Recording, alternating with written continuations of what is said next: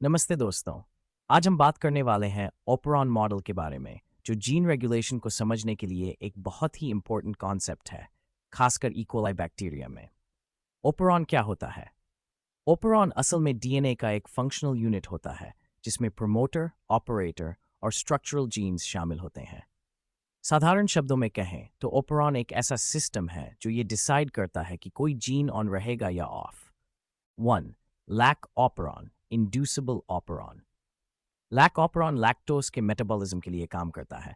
जब लैक्टोज नहीं होता है तब रिप्रेसर प्रोटीन ऑपरेटर पर चिपक जाता है और जीन्स को बंद कर देता है। लेकिन जब लैक्टोज मौजूद होता है तो वो रिप्रेसर को हटा देता है, जिससे जीन ऑन हो जाता है और एंजाइम बनते हैं जो लैक्टोज को तोड़ देते हैं। इसीलिए लैक ऑपरॉन को इंड्यूसिबल ऑपरॉन कहा जाता है, यानी ये तब ही ऑन होता है जब लैक्टोज प्रेजेंट होता है। TRP operon, repressible operon.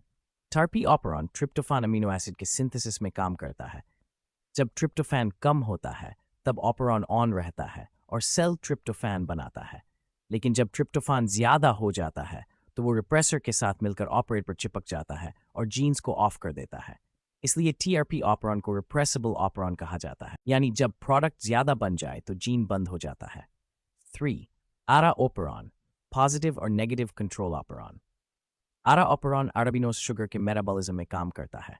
जब अरबिनोज मौजूद होता है तो आरा सी प्रोटीन प्रमोटर को एक्टिवेट करता है और जीन ऑन हो जाता है।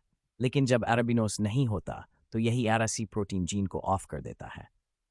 इस तरह आरा ऑपरॉन एक ऐसा सिस्टम है जिसमें पॉजिटिव और नेगेटिव दोनों कंट्रोल होते हैं।